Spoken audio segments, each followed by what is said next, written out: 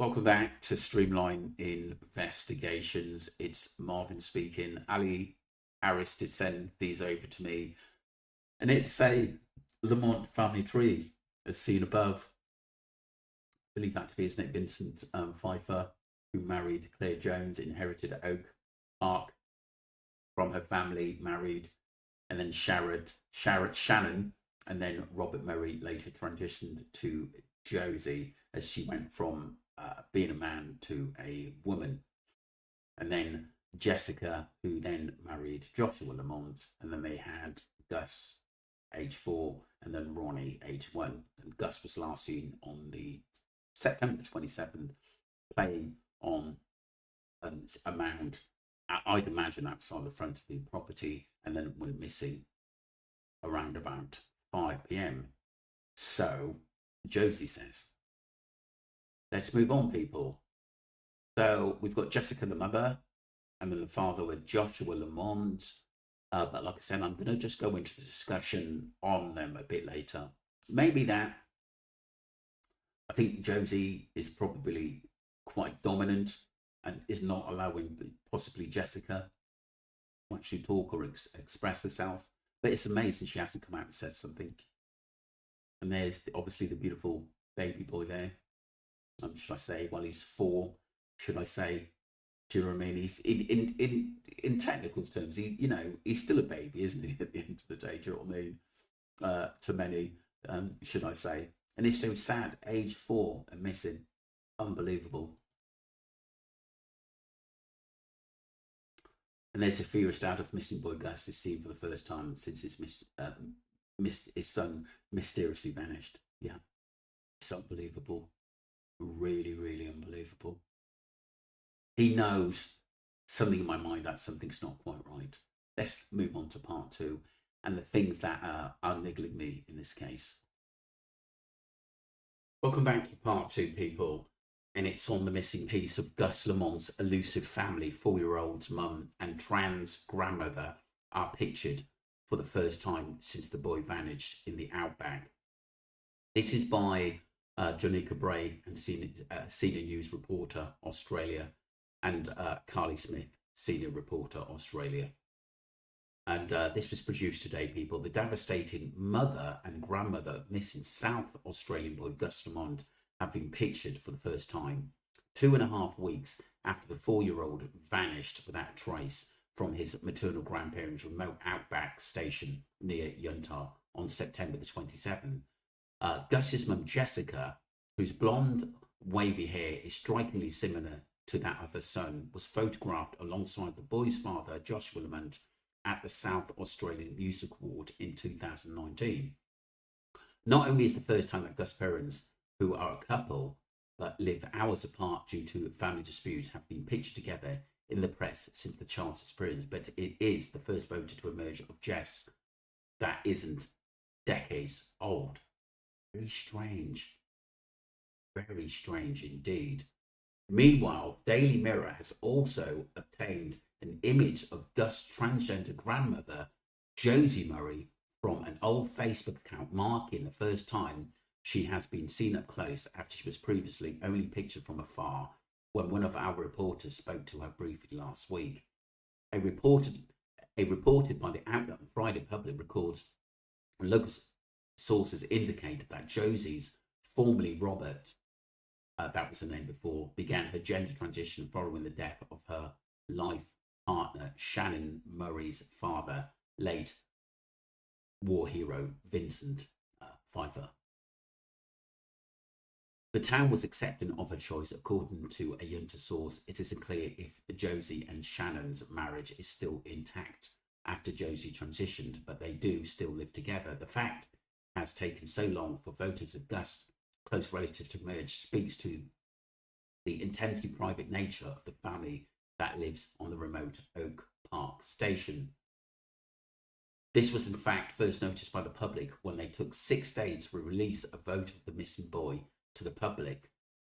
By this time, police had already begun shifting their search to a recovery phase. Wow. 6 days. I thought it was 4 days. 6 days is just unbelievable. 6 days, people, to get a photo. Obviously, they must have showed the police a photo, but the public could help in this. The family voters emerged as local police and Australian Defence Force resumed the search for Gus on Tuesday. The rare image of Jessica is which she wears a formal black outfit, with the addition of 8 piercings in one ear, showing her support her musician partner at a state award show. Another picture taken at the event shows them posing in front of a media wall. Mr. Lamont is the frontman of Adelaide country band the Cutsnakes, who won a People's Choice Award at the Bonnython Hall event. A Yunta local confirmed the Daily Mail that picture was indeed of Jessica, but said that she was rarely seen around the tiny town on the Barrier Highway. It is understood that the young one also shares 1-year-old Ronnie with Mr. Lamont, who does not live at the Oak Park station. Other friends have described Jess as introverted and shy, and it's believed she rarely joined her partner, who is far more outgoing on the road, as he toured rural South Australian pubs with the Cutsnakes, his band. On Wednesday, a source close to the couple revealed they did not live together because Mr. Lamont clashes with Josie Murray. Wow, interesting. Very, very interesting stuff there. Until this week, the only public available photo of Gus, Mother Jessica, was this picture of her as an infant sitting on her mother's, Shannon's, lap.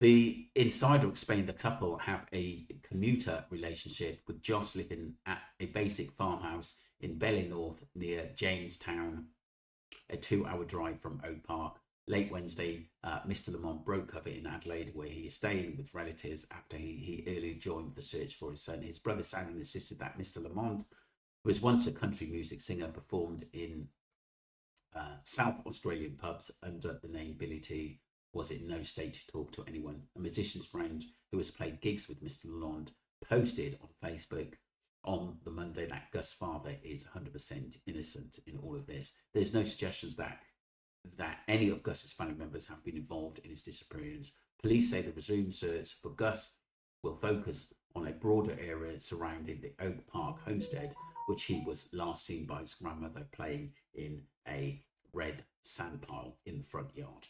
So it was definitely the front yard, people. Obviously, we can see the searchers there. Gus's grandmother, Josie, was seen from afar last week.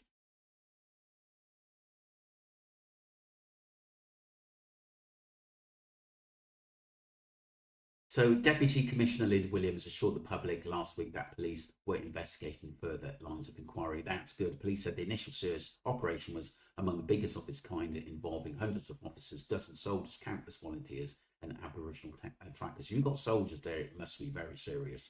Despite the unprecedented efforts, because obviously the remote land as well.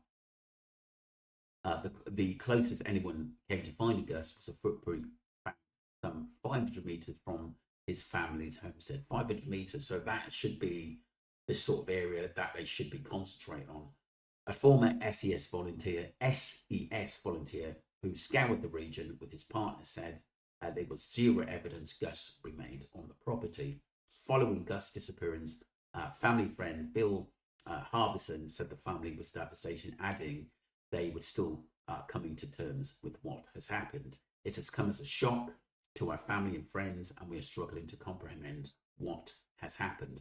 Gus's absence is felt by all of us, and we miss him more than words can express. Our hearts are aching, and we are holding on to hope that we will find him safe and sound, technically. When he was last seen, Gus had been wearing a grey broad-brimmed hat, a distinctive blue long-sleeve shirt with a minion picture from the movie Despicable Me on the front, with light grey pants and boots. So, interesting stuff, people. And where are we with this case? I'm going to explain it now because I'm not happy about a few things. I'll explain that. Welcome back to the final part, people. I just want to go through a few points which doesn't add up to me about obviously missing Gus Lamont. timeline timeline check. So Josie's basically saying the last time she saw Gus was around 4:30ish, and then he was they didn't see him after 5 p.m., which is absolutely bizarre. And then it took them 6 days to actually provide a picture to the public of Gus. Surely you would do that in the first 24 hours. In high profile cases, you see families come out very, very straight away with pictures of their missing child or missing adult or missing person, whatever age they are. That never ever made sense to me, and that's a serious red flag. And also, the 3 and a bit hours actually reporting to the police. He could have been in another part of part of Australia by 3.5 hours. That never made sense to me. It really, really didn't. And it just seems off key why they're not talking or wanting help. Obviously, there was a Daily Mail reporter who was actually talking to Josie, and there was a picture in the Daily Mail where they got a snap of her from afar. It was bizarre, and she basically said she don't really want any help from any third party. Obviously, they have to deal with the police because it's a police investigations case, but it's absolutely odd to me. And why hasn't Jessica, the mother, had come out? Yes, we know that she's shy and a bit of an introvert, which is fair enough. I completely understand that.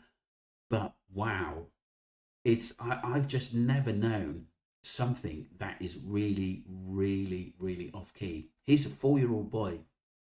And surely, I think the first 24, 48 hours are very, very crucial to a case of a missing 4-year-old boy, that they could have still found him alive if they acted a little bit quicker. In the first half hour, if they couldn't find him around the sheep farm, I know the sheep farm's not small at the end of it, and they had to check a few things, but he's got to be there somewhere. If he's falling down somewhere, I think the police will find him and the searchers will find him. But you've got to wonder why. Because like I said, there's been so many searches, including the army, and it's been thorough. They've got the best police units in there, the army, and yet they still can't find him.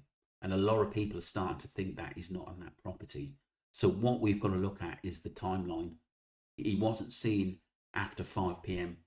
And like I said, Josie or the other family members didn't check him for about a half hour, which is, quite, half hour is a long time. But if he plays out the front and he's genuine, consistent, or maybe maybe Josie was cooking or something, it's still bizarre where he would go in that 30 minutes. There is a possibility that he went before that time. There is a possibility, because maybe they don't want to get done for negligence if it was an hour or an hour and a half. But to not report it to the police for 3 hours and take 6 days to provide a photo of a missing boy is absolutely bizarre to me. It really is. Absolutely bizarre. Let me know what you think, people. I think there's more to this than meets the eye. And it makes you wonder why the police are concentrating on the property. But you've got to ask the question, why isn't the family jumping up and down? Yeah, we have heard that they're quite quiet and keep themselves to themselves. But there's a young boy missing. If that was my kid, I'd be jumping him. I'd be out 24/7. I'd be talking to the whole world. I'd be asking for people to come and assist me. We don't see any of that. You've got to ask yourself why. Something is not right. Let me know what you think, people. And don't forget to subscribe to Streamline Investigations. Thank you.